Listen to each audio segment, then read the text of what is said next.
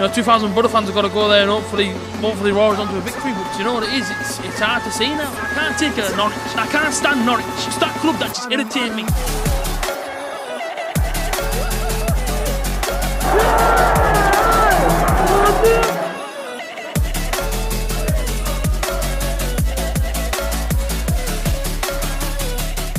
Guys, what is going on? Welcome back to another video. Now, before we go any further, there's two things that I want you to do for me. Drop a like on this video right now, and of course subscribe if you're not subscribed already, with notifications turned on. We are really sort of pushing towards 2.8k and of course 3k subscribers. Hopefully get before the end of the year. So as I say, if you're not subscribed yet, please do go and subscribe. And of course, two defenders near Middlesbrough come the end of the season. Big news really emerging is that you know, the two involved are first team starters. Of course, you know what I mean, like, these two are senior players. Been at the club for a fair while now, especially one of them. And of course, as suggested from the thumbnail, you guys will know exactly which players they are. Daniel Ayala, Ryan Shotton. And I think any sort of Borough fans obviously woke up this morning, has probably read these articles and obviously gone through them and made their own sort of judgment on it. It'd be a shame to see these two players leave, I'll be completely honest with you. You know, they both hold brilliant attributes between them both.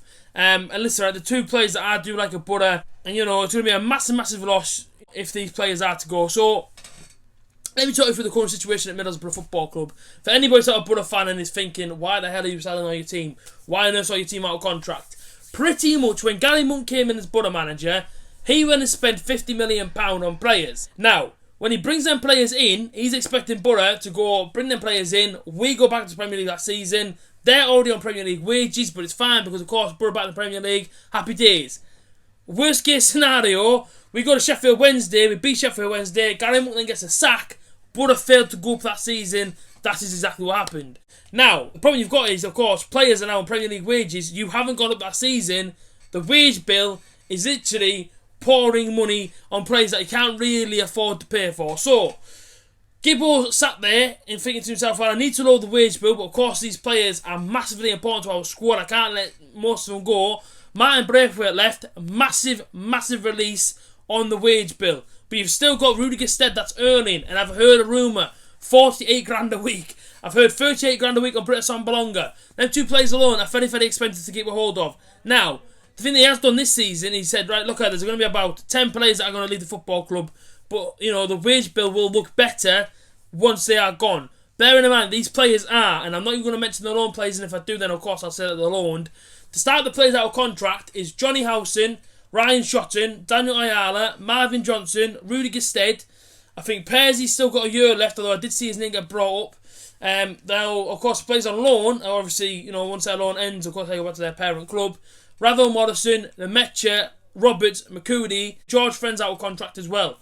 So pretty much we lose our whole back four, and I should say our whole back six if Borough were to play six defenders at times, which listen, it has happened before, so don't even question it. It has happened underneath Tony Pulis. So, you know, you've got to bear in mind, 6 or 7 players that are on massive contracts, they're going to go. The wage bill's going to look a lot more sort of fresher and better. You know, bearing in mind that this season, Woodgate has tried it out with a few of the youngsters, and to be fair to him, it's probably paid off because I think that the youngsters are really coming through, emerging great talent. But to lose Daniel Ayala and lose Ryan Shotton, Ayala's like a man mounting our squad, and of course, listen, I'll talk on Ryan Shotton in a little minute. Daniel Ayala is to Leeds United on a free contract. Once this sort of restart, the project restart finishes, he will then obviously pack his bags and go to Leeds. That is, of course, if the deal does go through to Leeds United, of course, Daniel Ayala will go there.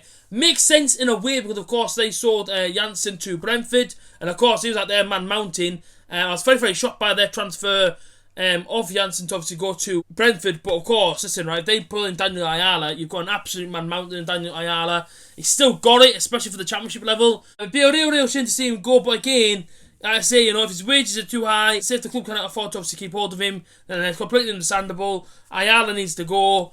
Best of luck to him if he does leave. Of course, the move for Ryan Shotton has got a little bit more into it. Now, they have a player called Vida over in Besiktas. If they manage to sell him to West Brom, they will then plot a move for Ryan Shotton and give it on a free contract. They only have to offer him a few more thousand than what he's on a Borough, and the chances are he could leave as well. It is a big move for him. You know, moving the family over to Turkey, learning a new language, enrolling the kids into a sort of all sort of Turkish-speaking school, trying to learn a new language, etc. Will he actually do that move? It'd be very, very interesting to see exactly what happens with Ryan Shotton. As for Daniel Ayala, to be fair to him, you know, if he does go to Leeds, it probably wouldn't be too bad for him because, you know, Leeds from Middlesbrough is like an hour and a half away. So him going to train every day and coming back would not be too much of a sort of, I don't know, sort of like too much of like a tired pressure on him. I guess he'd still be okay to do it every single day. You know, back and forth from training. We've only been an hour to an hour and a half way to the outskirts of Leeds. Of course, I don't know where the training ground is inside of the city of Leeds, but I do know it's only like an hour and a half away, you know, from the sort of outskirts of the area. So there you go. I mean, listen, that's the video. You know, 2 possible transfers going through on free contracts, and there's a big talk coming through of Borough signing a potential striker. So yeah, listen, I'll have that video out tomorrow for you to try and discuss a bit more on that. And that again is a rumour. And also the links to all these sort of things is Ayala ones from HITC. And then the Ryan Shotton one is from TACV. As always, people, take care of yourself. Have a good rest of your Thursday. And yeah, of course, I'll be back tomorrow. And of course, a possible stream later on tonight as well. Get subscribed. See you soon. Peace out.